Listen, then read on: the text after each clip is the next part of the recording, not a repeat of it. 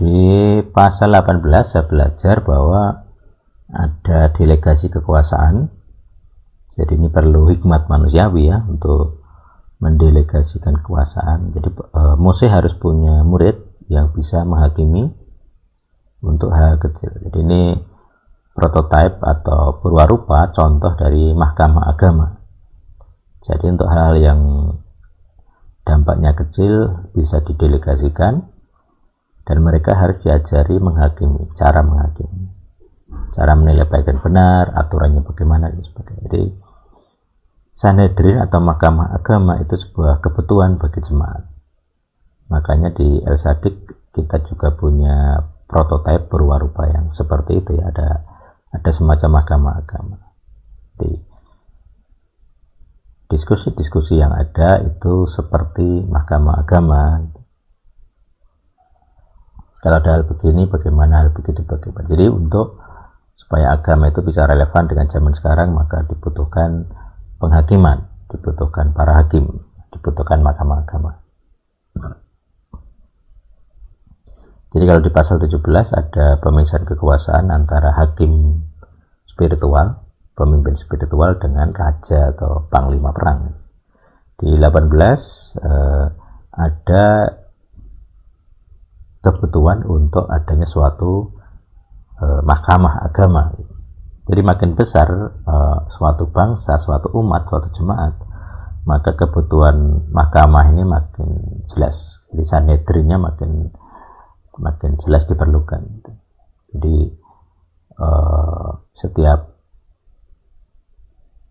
keputusan-keputusan itu jadi jelas gitu ya. Jadi ada hal-hal yang harus kita pikirkan bersama, diputuskan bersama, ya demokrasi lah gitu ya. Parlemen. Jadi ada parlemen di situ. Tetapi nanti keputusan tertinggi ya pemimpin jemaat gitu. Kalau kita lihat contohnya di Perjanjian Baru di Kisah 15 juga sama. Semua orang, dua kubu, antar kubu Yunani dan Yahudi itu kan saling nggak cocok gitu ya. Yang Yahudi pengen supaya jemaat baru dari non Yahudi, dari Yunani itu ikut mereka secara tradisi, tapi dari parlemen ini nampaknya tidak setuju. Kemudian dari Yakob, pemimpin jemaat saat itu, kepala gereja, dan nampaknya ini adiknya Yesus gitu ya, dia bilang kami memutuskan ada hal yang dikurangi dari tradisi-tradisi dan aturan PL dari Torah yang dikurangi jika ditujukan kepada jemaat Yunani. Tetapi tetap ada yang dilarang, misalnya tentang makanan, dilarang makan darah, hewan dicekek, persembahan berhala itu masih ada gitu ya. Tapi yang lain-lain nampaknya sangat dikurangi. Gitu. Jadi dari kalangan Yunani ya lebih enak, dari kalangan Yahudi juga harus terima dengan keputusan itu. Jadi itu fungsinya mahkamah agama nanti seperti itu. Nah, jadi di komunitas tadi kita juga punya purwarupa, prototipe dari semacam mahkamah agama. Dan ini memang kebutuhan nyata gitu. Di pasal 18 ini kebutuhan, dan sekarang pun juga sebuah kebutuhan. Demikianlah, semoga kita bisa diberkati dari Keluaran 18. Jika Anda punya kesan tentang Keluaran 18 yang lain, tentang yang lain, bisa dituliskan di komentar. Tuhan hidup bersama kita. Amin.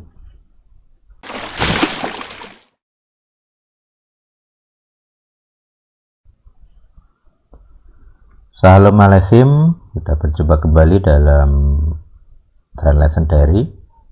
Kali ini dari Keluaran 18. Yitro, Kohen di Midian, bapak mertua Mose, mendengar semua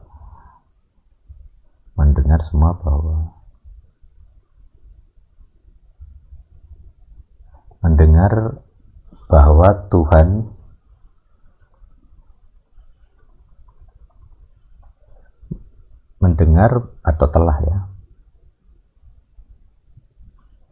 telah mendengar bahwa Tuhan telah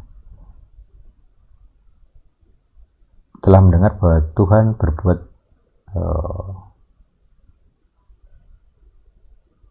tentang ya ini ya.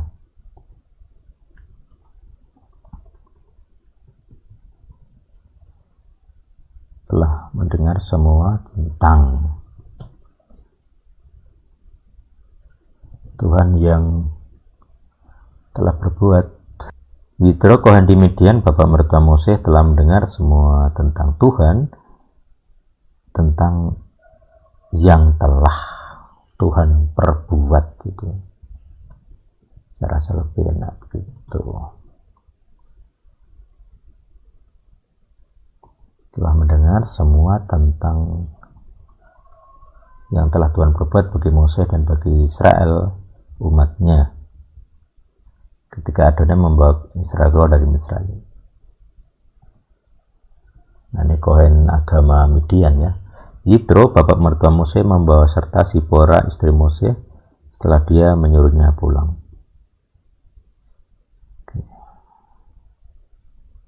Dan kedua anak laki-laki wanita itu yang seorang bernama Gersom, sebab ia berkata, aku telah menjadi seorang pengembara di negeri lain. Dan nama yang lain Eliezer, sebab katanya, karena Tuhan leluhurku adalah penolongku dan dia membebaskan aku dari pedang Paroh.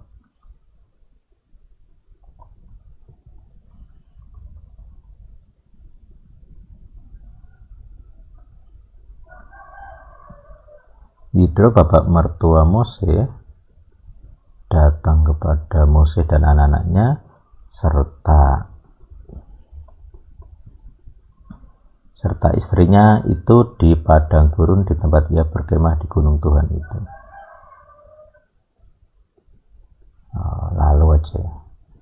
Lalu dia berkata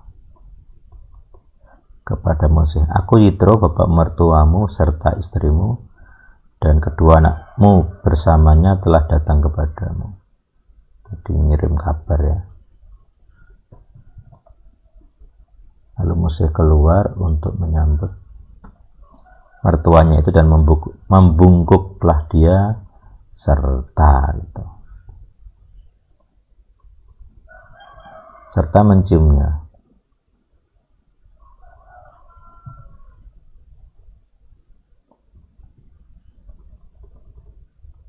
Mereka saling menanyakan kabar keselamatan masing-masing lalu masuk ke dalam rumah. Dalam berapa tahun itu nggak bertemu ya. Moses menceritakan kepada bapak mertuanya semua yang telah Adonai lakukan terhadap Paroh dan orang Misraim demi Israel dengan segala kesusahan yang telah mereka alami di sepanjang perjalanan, dan bahwa mungkin lebih enaknya, dan bahwa Adonai telah menyelamatkan mereka.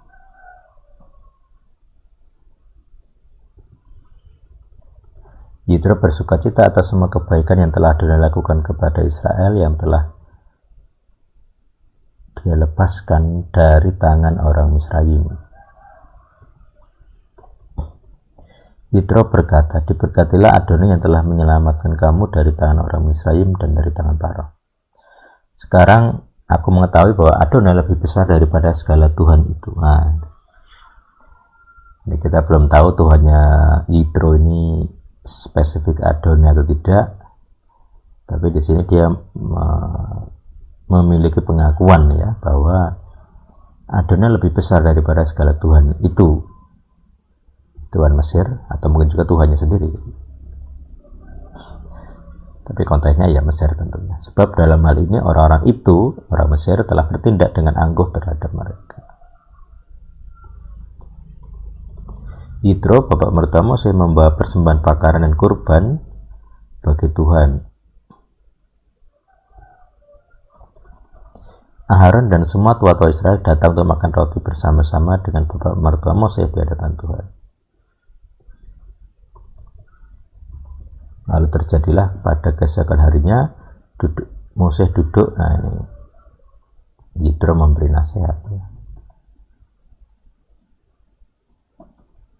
Moses duduk untuk mengadili umat itu dan umat itu berdiri di hadapan Moses dari pagi sampai petang hari.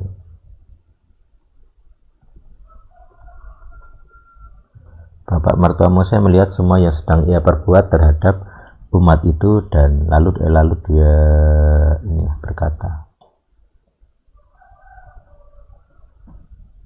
apakah ini yang sedang kau perbuat terhadap umat itu? Mengapa engkau sendiri saja yang duduk, sedangkan seluruh umat itu berdiri di depanmu dari pagi sampai petang?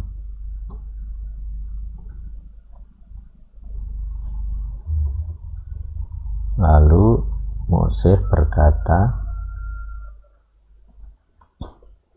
kepada bapak mertuanya itu, sebab umat ini datang kepadaku untuk mencari Tuhan. 16. Ketika mereka ada masalah, mereka datang kepadaku, dan aku menghakimi mereka, dan aku menghakimi antara yang satu dengan yang lain, dan aku menyingkapkan kepada mereka ketetapan Tuhan dan Torahnya.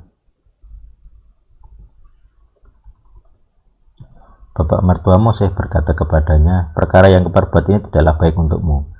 Pastilah engkau akan sangat lelah, baik engkau maupun umat ini yang bersamamu, karena perkara itu sangatlah berat bagimu. Engkau tidaklah akan mampu melakukan itu sendirian. Sekarang dengarlah akan suaraku, aku akan menasihatimu, dan Tuhan akan besertamu. Engkau wakililah umat ini di hadapan Tuhan, dan engkau bawalah perkara itu kepada Tuhan. Jadi ini delegasi kekuasaan ya. Engkau mengajarkan mereka tentang ketetapan dan Torah itu, dan buatlah mereka mengerti jalan yang harus mereka tempuh dan pekerjaan yang harus mereka lakukan.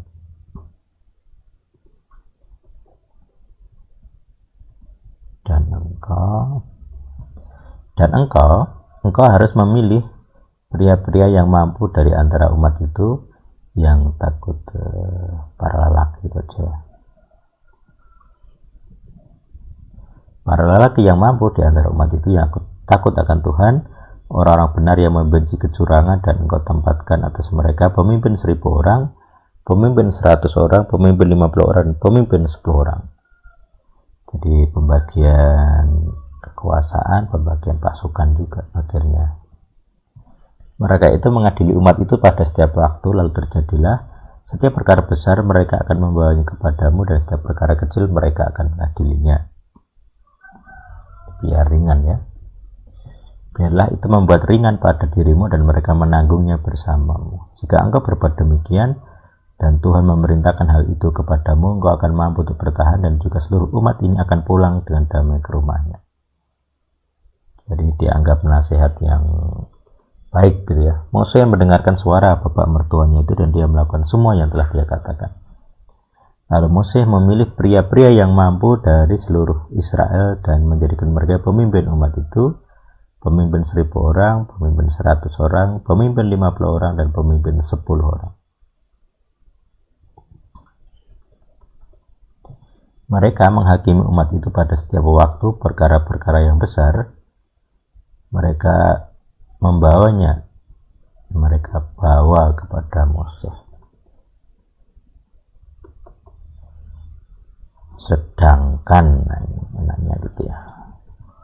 Sedangkan setiap perkara kecil mereka menghakiminya sendiri. Oke, sudah selesai. Pasal 18.